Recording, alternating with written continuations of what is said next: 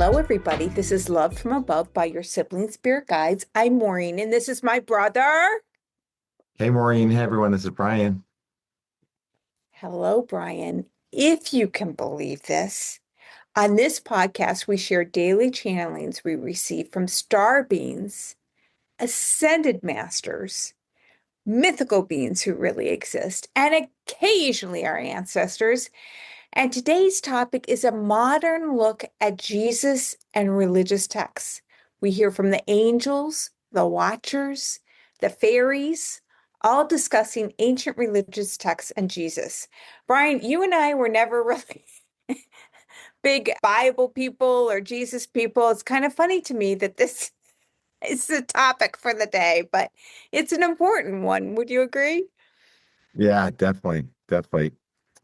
Yeah, so it's interesting, but it's great to be able to share these type of things with people. So yeah, it's just amazing as always. Yeah, so you want to kick us off with the first one, which was from June 2nd, 2025, from Air Fairies. Yes, so they said we shall begin now with our community service to brief you on our latest events. Much has been made of our recent discovery of the utmost portal line within the cloud space of your ozone layer. We have accessed this portal and shall continue to use it to communicate with you and others who share your gifts. We now wish to discuss the books which discourse the theosophy of many religions. These books hearken back to dark times. While there's much wisdom in these pages, it's important to note the time construct of the original placements. Would you read the news from long ago and heed the warnings? No, you would not. We do not mean to dismiss these books, which are cherished by your kind, only to point out that their relevance must adapt to the current age. Where Jesus and the Buddha and others would be alive, I'm sorry, were Jesus, the Buddha, and others to be alive, they would surely agree. So I think that is something that we can all learn from. Yeah, it's such a great point. Would you read, 2,000-year-old news? It's not relevant. So it's the same with these ancient textbooks. They may have some highlights that might make sense, but in general, our society focuses, I think, way too much on them. Yeah, yeah. And you know what I think about is our mother. I was a little girl and I had kind of like I don't know, like a religious conflict because so much of what Brian and I were raised Catholic, so much that was, believed in the Catholic Church was just not right. And in my opinion, and it just didn't make sense. And my mother was like, you don't really pay attention to that kind of stuff. You just focus on what you want to focus on. And I'm like, Mom, I'm sure the Pope would not agree with you. Yeah. But that's kind of what they're saying is just, focus what speaks to you. But yeah, you don't have to take it literally and because they're ancient texts and they're from a dark time. Right. Definitely. Yeah. So I'll continue on with a even more recent channeling from July 12th of 2025.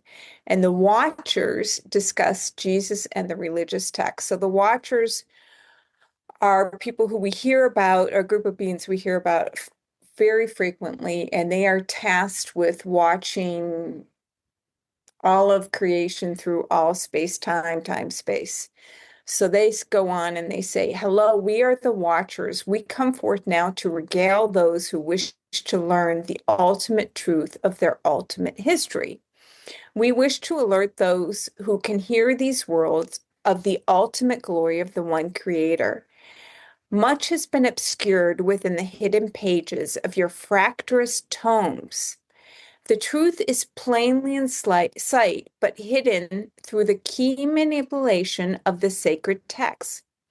For example, the one known as Jesus did rightfully exist, Many of the stories pertaining to his miraculous life and death have been portrayed accurately, while others are source of generalized fiction. It matters not as long as the individual believes the true nature of the ultimate Christ. However, the true incarceration of the ultimate facts lay hidden in plain sight.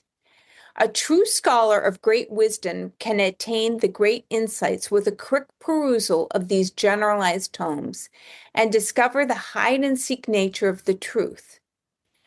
Okay, I'm just going to stop right there before we go on because there's more of the message. But it's very interesting, and we do know that, at least with the Bible, that, it was very carefully manipulated, and certain texts were removed and others were added. And so it's interesting that they refer to that manipulation of the sacred texts. What do you think about that, brother?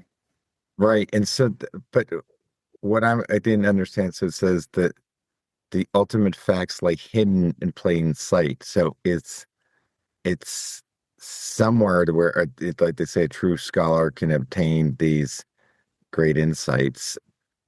But, is it the original works or something? I didn't understand exactly, but I thought, yeah, I know, we've read about sort of this manipulation of the facts that in the Bibles to tailor to sort of different religions. So, but I don't know. Any other insights from that? You know what it reminds me of is Hollywood. You know how they put all of these. We talked about this in a recent episode on the Halls of Amenti. The Halls of Amenti are in an Indiana Jones movie, and a lot of these ultimate truths are in these Hollywood movies. And yeah, so it's kind of like, I don't know, the same sort of game. It's there. There's ultimate truths there, but it's like, you know, looking beyond the words to find the truth. And who is the true scholar that they reference who can obtain the great wisdom? I don't know, but and then I'll reference the Emerald Tablets by Thoth. I'm about to complete I think my fifth or sixth time through it, but apparently you've got to read it 100 times before the wisdom is absorbed within you. So I don't know. But it's interesting, that's for sure. Yeah, definitely. So I continue for this one. It says that this past is honored by many individuals who know the truth and share the ultimate glory of the one creator through their life's work. These great beings serve on high and illuminate the text where needed for trained students who can notice the difference between one set of words and another. In this way, studying these great tomes can be useful to discover the original intent of Jesus' teachings. We see you're not fully grasping what we're telling you. Relax deeper. We shall attempt again. Imagine that there's a meal set before you, a simple meal of a sandwich, milk, and a napkin. You know to satisfy your thirst and hunger. The greater thirst and hunger for the true nature of all that is revealed to those who can follow their greater instincts to uncover the original truth meant by these stellar teachings. We provide an additional example. Say you learn to count using your fingers. At some point, you would still utilize this habit, perhaps as a routine, but that would not discourage you from going further than mathematical problems beyond 10. The same is true once one familiarizes oneself with the greater truths of these ultimate texts.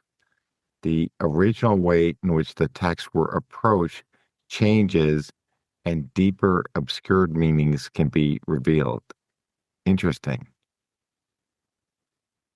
So I like when they give the analogies and things like that, but I see what was your take on their examples here? Well, I think the first one, they're talking about the simple meal. The meal is simple and it's just in front of you. So they're saying you're hungry, you're thirsty, and the meal is in front of you. So I take it with these texts, these religious texts, like you're thirsting for great knowledge, your hunger for great knowledge. It's right in front of you. It's right there. You know what I mean? It's just right there, and you just need to consume it. And yeah, so I mean, if I were to look at these analogies, I would say that it's similar to the Emerald Tablets by Thoth. You just have to go through them, go through them, go through them, and a deeper meaning will be revealed. What do you get from these analogies? Yeah, I get that. So it's like they're saying that, you know, I like that, especially on the last one too. It says the deeper meanings can be revealed. I think, like you said, the more it's reviewed and looking at from a different, you know, just like you said, the more times you absorb it, maybe it can be revealed. But I don't know. I don't have any desire to read these many times and try and uncover it myself. But I'm hoping some scholar is interested in doing that. But it doesn't appeal to me. How about you? No, but I am like, I'm interested in like the Emerald Tablets and for our listeners, the first time I remember vividly the first time I read the Emerald Tablets, it made absolutely no sense to me. I had no idea what was going on. And now it's like my fifth time going through, and it's like I feel like I understand the majority of it. So and I'll just keep on. I don't read it consecutively. I'll take a little break from it and then I'll go back to it, but there'll be a new meaning revealed to me. So, and I think they talk about religious texts. So they're not just talking about the Bible, they're talking about other religious Sure. works as well. So, whatever speaks to you, right now we work with both and, that's what speaks to me. But, you know, it all comes from the one. There's only the one. So, whatever message works with you, then that's what you need to follow. Yeah, exactly. So I'll go on to the next one, which was from September 16th, 2024. And the angels discuss the secret of Christ. We are one. We hear that you wish to converse with all beings regarding the subject of love. These are worthy conversations. We are often associated with the impetus to love, whether it be phileo love or patriotism or romantic love, all form under a similar umbrella. Another one whom many revere as the Christ is an amalgamation of many beings. Just as you never walk alone, the same is true for the Christ-like figure who dominates much of your Western religious literature. The secret, the key, as unveiled by the Christ whom you adore, is to become an empty vessel. For those who serve the One, to utilize your loving presence to do the bidding of the one Creator. In this way, we regard the work of all who exist to be an expression of the One, the All, that we service and adore. It is easy when you relax. Your energetic body becomes a sieve and readily accepts higher vibrations to enter. You see how we hold your hand, the pressure you feel. And then I put that I did feel like my fingers and my thumb were going to sleep. That's what it feels like, our touch. To be touched by an angel is a unique feat and requires a general aptitude for this kind of work, which you readily possess. So it's interesting, as we talk about the one, we're never alone, that they're talking about the secret, the key of the Christ. It's an amalgamation of beings. And as I've said over and over again, if I were to see everyone who's listening, who's with them, they have an amalgamation of beings with them, and it's allowing all of that to come through you. So your expression of not just your own egoic mind and identity, but of the all. Does that make sense?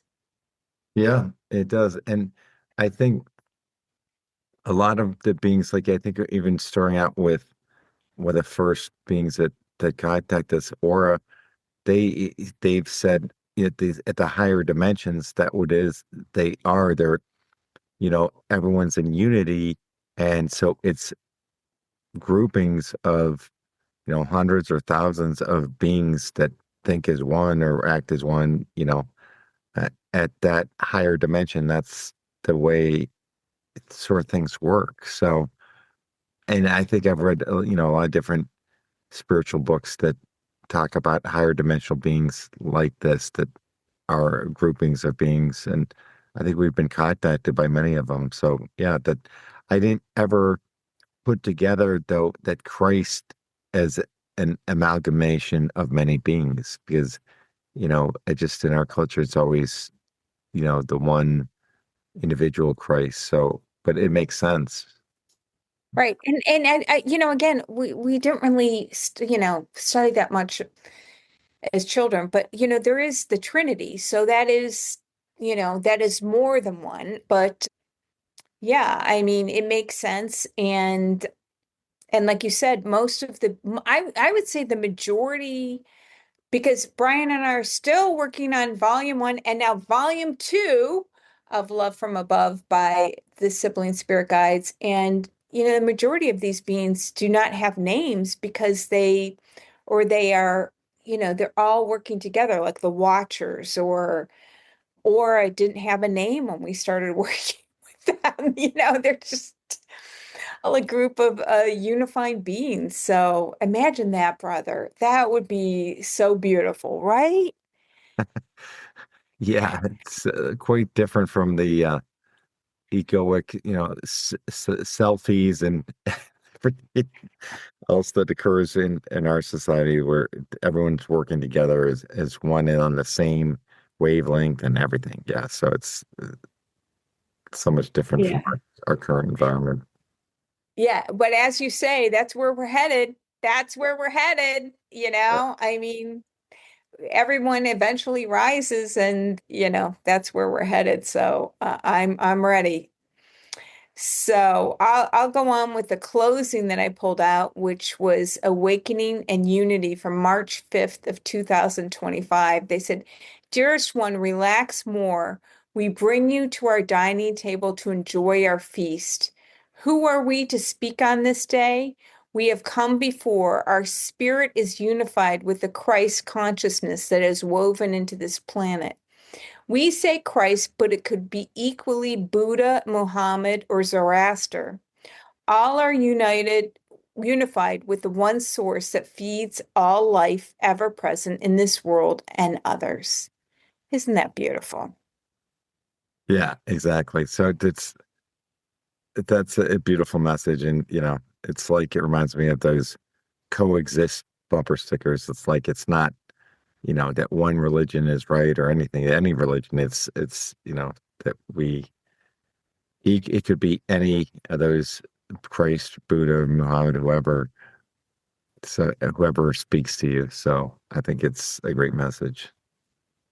And the other thing that I talk about, they talk about the Christ consciousness, which I think we've read about this in a lot of the books we've read, how there is a grid that surrounds the planet, and it is, a grid of Christ consciousness, which again could apply to the Buddha, the Muhammad, or the Zoroaster, but it's this grid that surrounds the planet. So it's interesting that they talk about that as well. We've read a lot about that, right, brother? Yep, definitely. Yeah. Okay, so more on religious texts and Jesus, and we'll talk to y'all next week. Bye, everyone.